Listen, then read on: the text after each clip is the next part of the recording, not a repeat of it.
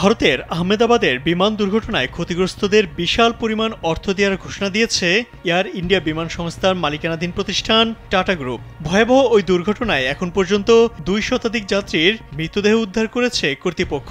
ওই বিমানে থাকা 242 যাত্রীর মধ্যে এখন পর্যন্ত মাত্র একজনকে জীবিত উদ্ধার করা হয়েছে। ধারণা করা হচ্ছে বিমানে থাকা যাত্রীদের কেউই আর বেঁচে নেই, যদিও এখন পর্যন্ত হতাহত মানুষের নির্দিষ্ট সংখ্যা জানায়নি কর্তৃপক্ষ। এছাড়া উদ্ধার অভিযানও এখনও চলছে।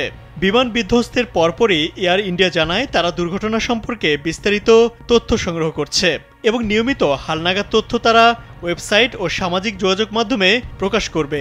ইকোনমিক টাইমস ও বিবিসির খবর থেকে জানা যায়, এয়ার ইন্ডিয়ার বিমান বিধ্বস্তের ঘটনায় নিহত ব্যক্তিদের প্রতিটি পরিবারকে 1 কোটি রুপি সহায়তা দেওয়ার ঘোষণা দিয়েছে এয়ার ইন্ডিয়া বিমান সংস্থার মালিকানাধীন প্রতিষ্ঠান টাটা গ্রুপ। বৃহস্পতিবার সন্ধ্যায় এ ঘোষণা দেন প্রতিষ্ঠানটির চেয়ারম্যান এন চন্দ্রশেখর। টাটা গ্রুপের পক্ষ থেকে জানানো হয়, দুর্ঘটনায় আহত ব্যক্তিদের চিকিৎসার যাবতীয় ব্যয় বহন করবে টাটা গোষ্ঠী। পাশাপাশি দুর্ঘটনায় ক্ষতিগ্রস্ত বিজে মেডিকেল কলেজের হোস্টেল পুনর্নির্মাণেও সহায়তা দেবে তারা। এক্সে প্রকাশিত এক বিবৃতিতে চন্দ্রশেখর বলেন, এই শোকের মুহূর্তে কোনো শব্দই যথেষ্ট নয়। আমরা নিহতদের পরিবারের প্রতি গভীর সমবেদনা জানাচ্ছি এবং আহতদের দ্রুত আরোগ্য কামনা করছি।